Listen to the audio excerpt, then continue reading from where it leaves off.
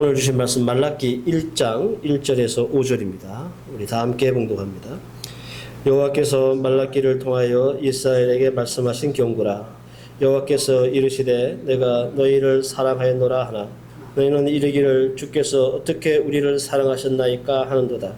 나 여호와가 말하노라. 에서는 야곱의 형이 아니냐.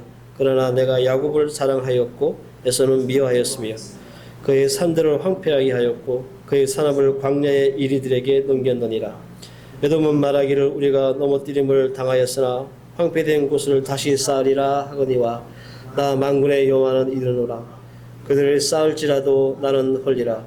사람들이 그들을 일컬어 악한 지역이라 할 것이요 여호와의 영원한 진노를 받은 백성이라 할 것이며 너희는 눈으로 보고 이르기를 여호와께서는 이스라엘 지역 밖에서도 크시다 하리라. 아멘.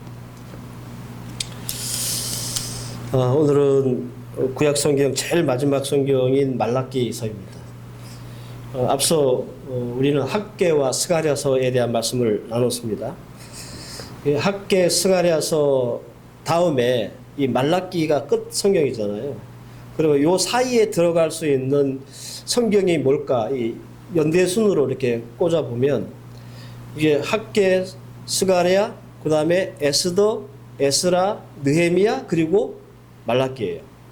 성경의 순서는 이렇게 뒤죽박죽 되어 있지만 원래 이렇게 연도를 따져서 순서를 매겨보면 이 스가랴가 끝나고 바로 말라기가 있는 게 아니라 사실은 거기에 그 안에 에스더서도 있고 에스라, 느헤미야서가 들어가야 맞습니다. 이미 우리가 살펴본 대로 주전 520년 포로로 귀환한 지 16년 만에 스룹바벨을 통해서 다시 하나님의 성전을 짓습니다. 그리고 4년 만인 주전 516년 3월에 완공을 해요.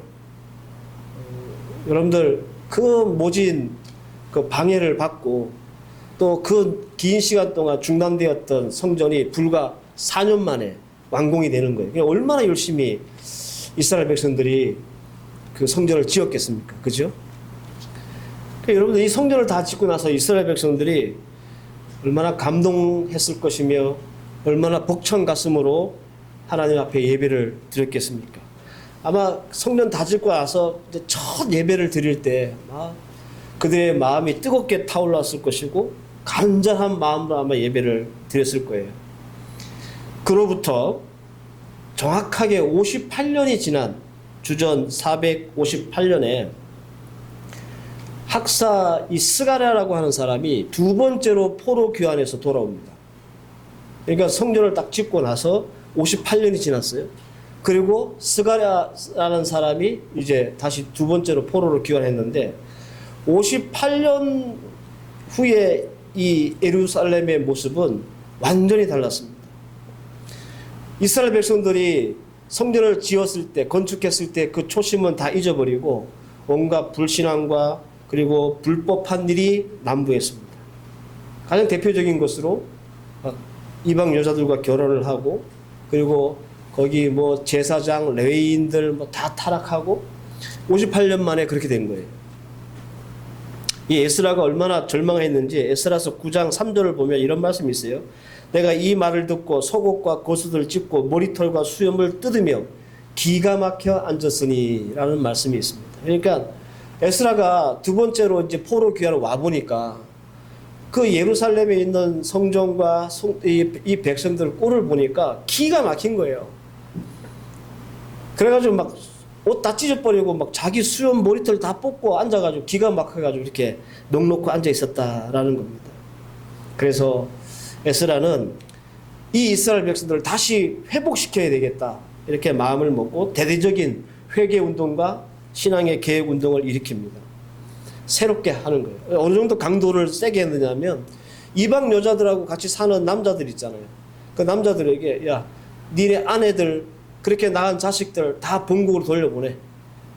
그리고 그때 막 이 에스라가 설교했을 때 마음의 가책을 받고 은혜를 받은 사람들이 자기랑 살았던 이방 여인들 아내들 있죠. 다 본국으로 보내고 그 피부치들 다 보내고 하는 그런 놀라운 일이 생기는 거예요.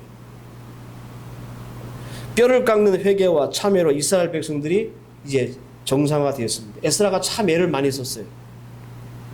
그렇다면 이스라엘 백성들은 이제 정신 차리고 하나님 말씀 잘 섬기며 그렇게 살았을까? 안타깝게도 아닙니다.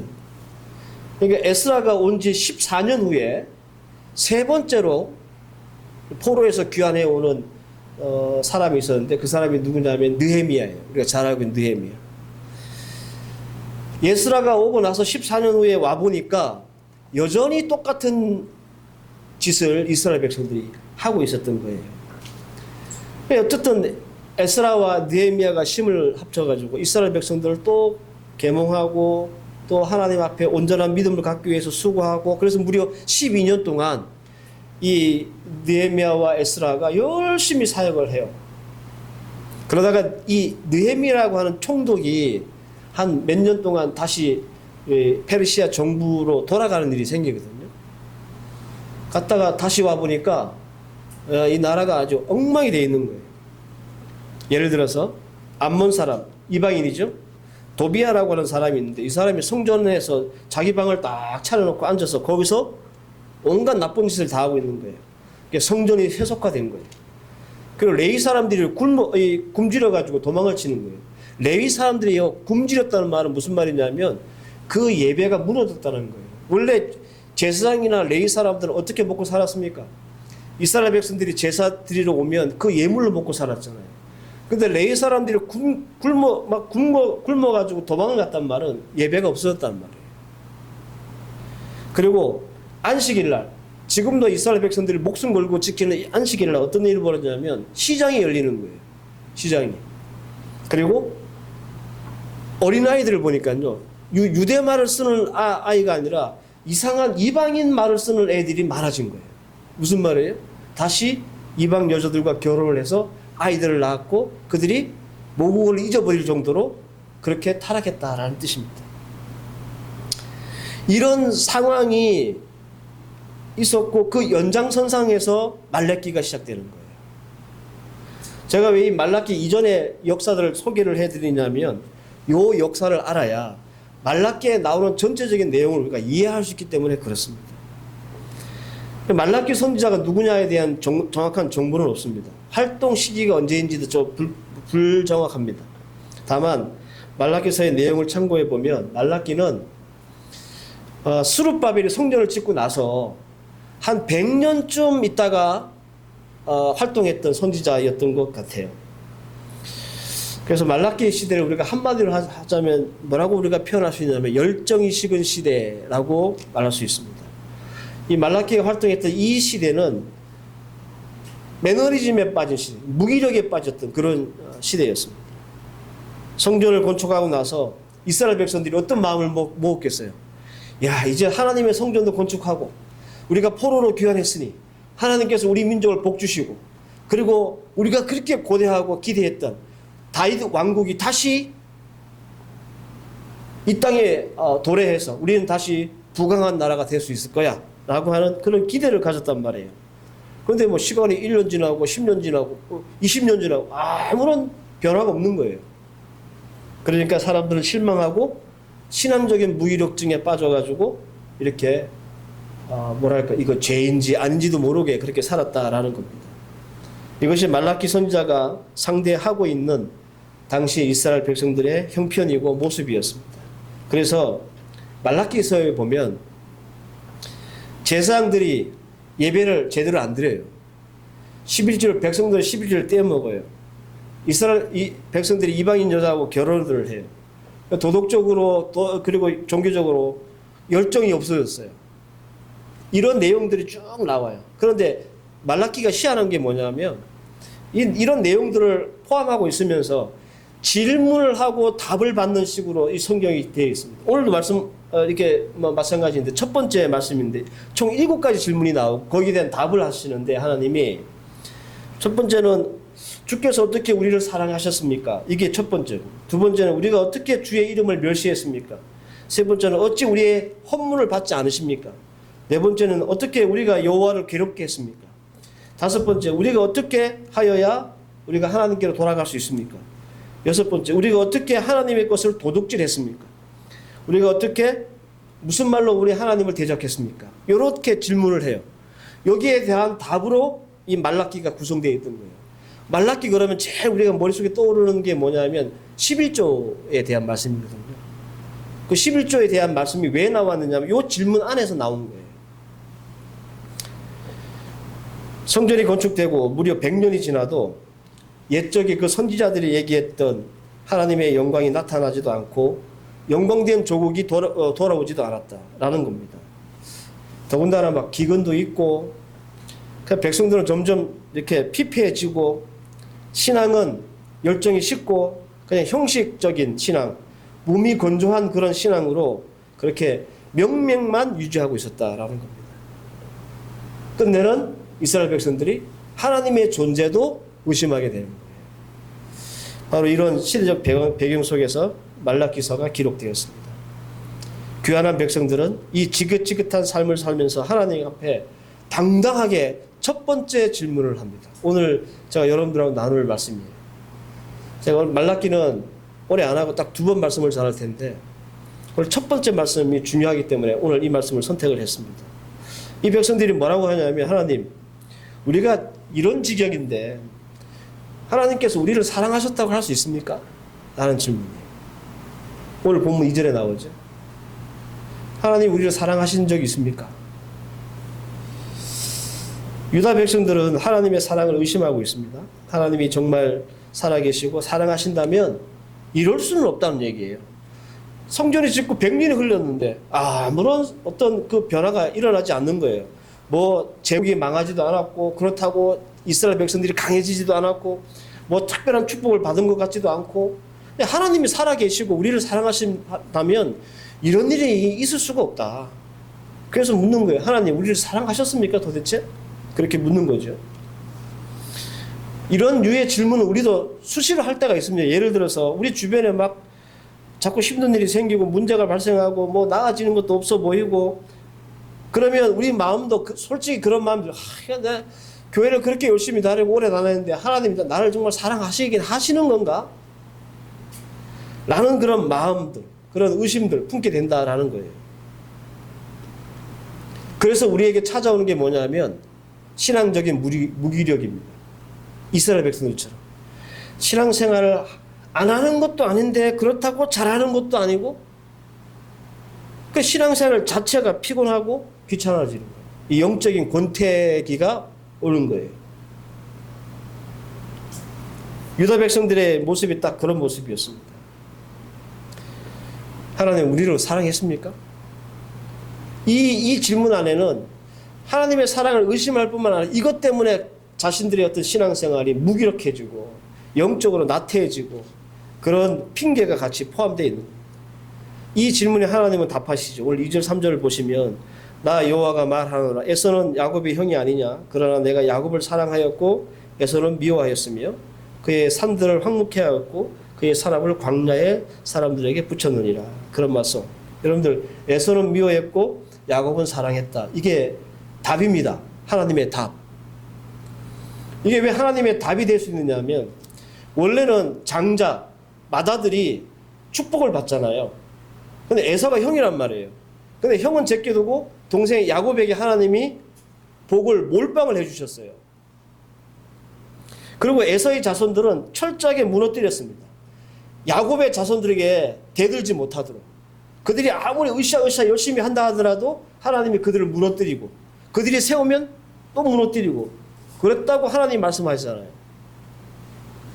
그러니까 여러분들 하나님이 그래 내가 너희를 사랑했어 라고 얘기했던 것은 어떤 의미냐면 하나님의 절대적인 주권으로 내가 너희를 구원했잖아. 마치 야곱을 사랑해서 그를 구원했던 것처럼. 그래서 하나님이 구원하고 선택했던 그 자체가 하나님의 사랑을 증거한다라는 말이에요. 그러니까 여러분들 하나님 나를 사랑하는지 안 사랑하는지를 어떻게 알 수 있냐면 내 형편이 나아지는지 안 나아지는지를 보면 안 되고 내 구원을 봐야 되는 거예요. 구원을. 저나 여러분들이 하나님 앞에서 나는 구원받은 백성이라고 확신한다면 이 말은 무슨 말이에요? 하나님 나를 사랑하셨다라고 사랑하고 계신다라고 하는 증거라는 거예요.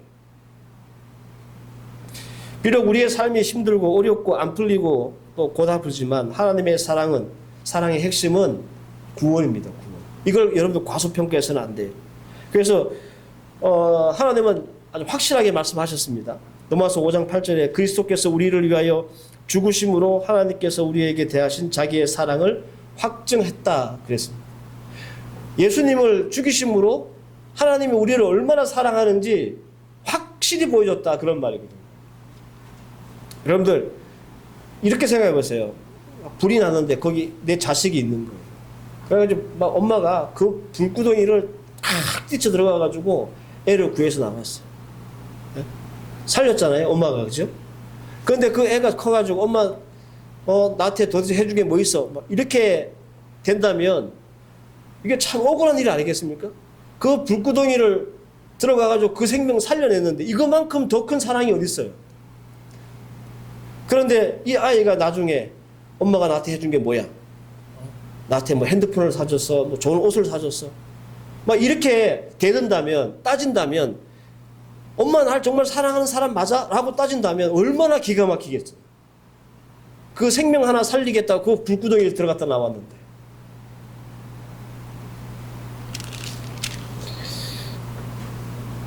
저와 여러분들은 예수 그리스도께서 십자가에 뛰어들어가지고 우리를 살린 자녀들입니다.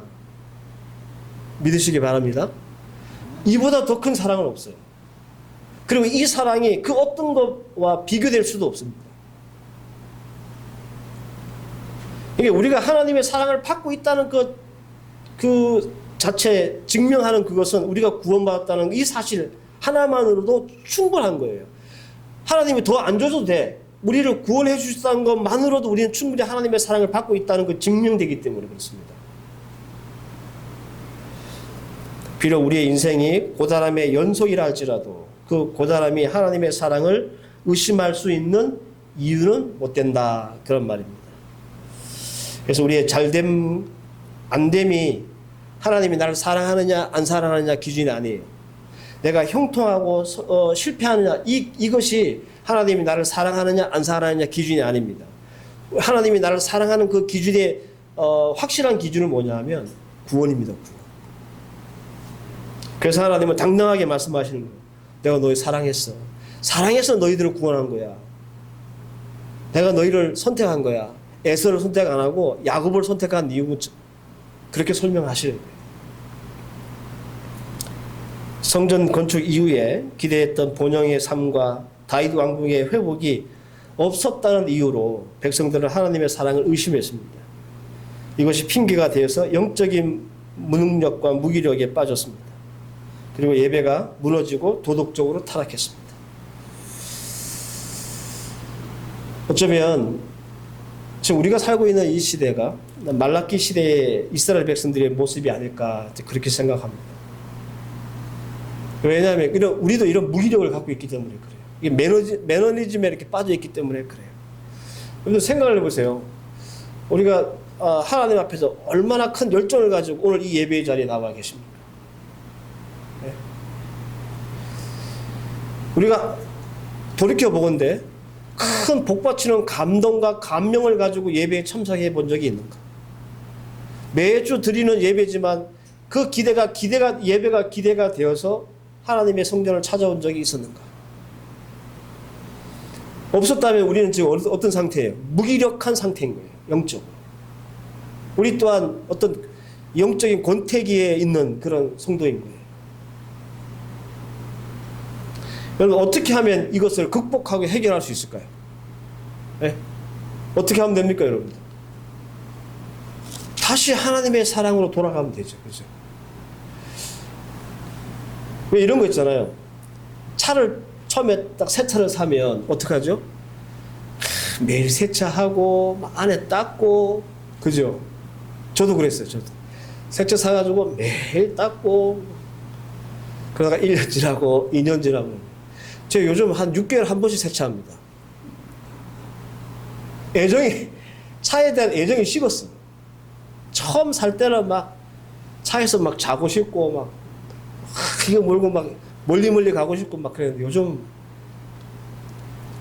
누가 온다 그러면 차로 이제 이제 영접을 해야 되는 거 차 한번 닦고 그 정도지 예전에 그런 열정과 사랑이 식었단 말이에요. 핸드폰 처음 새기게 사면 어때요, 여러분들? 이것도 해보고 저것도 해보고 막 꾸며도 보고 그죠? 뭐 달고 막 난리구슬 치잖아요. 근데 이거는 한 달도 안 가요. 한 달쯤 지나면 이건 뭐 그냥 시시해지는 거죠. 애정이 떨어져요. 애정이. 다시 애정이 생기려면 어떻게 해야 돼요? 다시 관심을 가지고 열정이 생기려면 어떻게 됩니까? 다시 그 첫사랑으로 돌아가면 돼요. 첫사랑. 그러니까 우리가 하나님을 섬기면서 그런단 말이에요. 처음에 하나님을 이렇게 만났을 때 그 감동과 감격, 하나님께 나를 구원해 주셨다는 그 은혜, 막 이 복받쳐, 저는 이 사실에 복받쳐 3일 동안 금식한 적도 있어요. 고등학교 때. 막 미치겠는 거예요. 하나님이 나를 이렇게 사랑하신다고 하는 그런 복받침. 그래서 제가 목사가 됐는지는 모르겠습니다. 3일 동안 그 학교 다니면서 금식을 했는데요. 피곤하지가 않는 거예요. 근데 지금 와서 생각해 보니까 그때에 비해 저의 모습은 너무 무기력해. 너무 영적인 권태기를 오랫동안 갖고 있는 것 같아요. 이렇게 말씀을 드리는 저조차도 이 권태기를 아직 못 벗어난 것 같아요. 매주 설교를 해서 그런가, 매주 하나님 말씀을 봐서 그런가, 이게 이제 식상해져요. 저만 그렇습니까? 여러분들은 그렇지 않겠습니까? 다른 방법이 없습니다. 여러분. 사랑을 회복해야 돼요. 남녀가 만나서 서로 죽고 못 살고 그래서 결혼하잖아요. 그죠? 그러다 조금 지나면 권태기에 서요. 이 권태기 어떻게 해결해요? 서로 그 첫사랑으로 돌아가야 이 권태기 해결되는 거예요. 사랑하는 성도 여러분, 하나님은 우리를 사랑하셨습니다. 그리고 지금도 사랑하고 계십니다. 근데 우리가 이 사랑을 의심하는 무기력에 빠져가지고 영적인 게으름에 빠져가지고. 근데 이대로 가만히 내버려두면 우리는 어떤 꼴이 되냐면 지금 말라기 시대에 이 사람들처럼 되는 거예요. 여러분들 이 말라기 시대에 이스라엘 백성들이 11조 안 한 것 같아요. 11조 했어요. 11조를 했다고요. 근데 건성건성한 거예요. 그냥 당연히 뭐 하라고 하니까 한 거예요. 그 11조에 대한 감사와 의미와 이런 거 없이, 열정 없이 그냥 막 기계적으로 한 거예요. 기계적으로. 그래서 하나님 말라기를 서울을 통해서 이 11조가 어떤 것인지 설명해 주는 거예요. 말라기가 11조를 위한 말씀이 아닌 거예요. 어떻게 사랑을 회복해야 될지에 대한 말씀인 거예요. 우리가 사랑을 회복하게 되면 모든 것들이 다 열정으로 돌아옵니다. 헌금을 하더라도 열정적으로, 봉사를 하더라도 열정적으로, 삶을 살더라도 열정적으로 살게 되는 거예요. 사랑이 회복되면, 사랑을 하면 이뻐진다 그러잖아요. 틀린 말이 아닙니다, 여러분.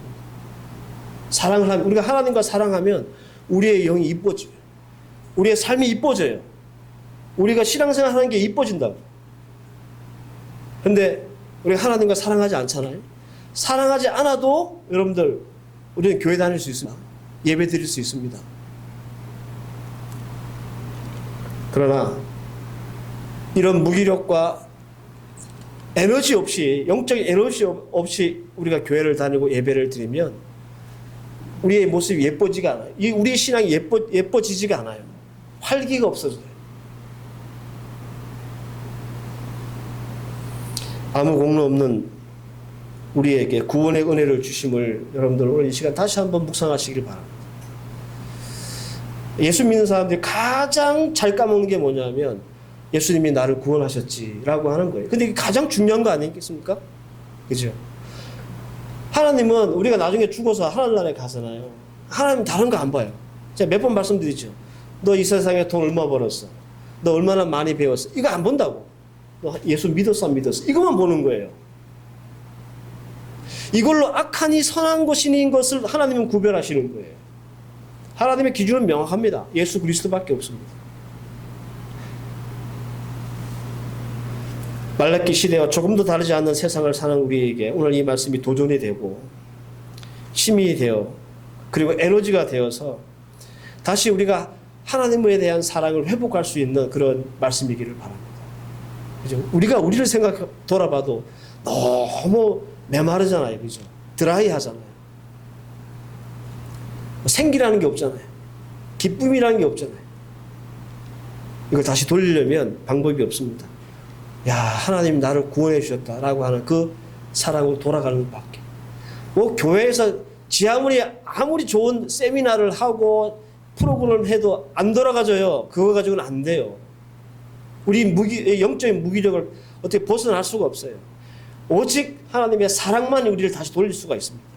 그 사랑을 회복해야 돼요.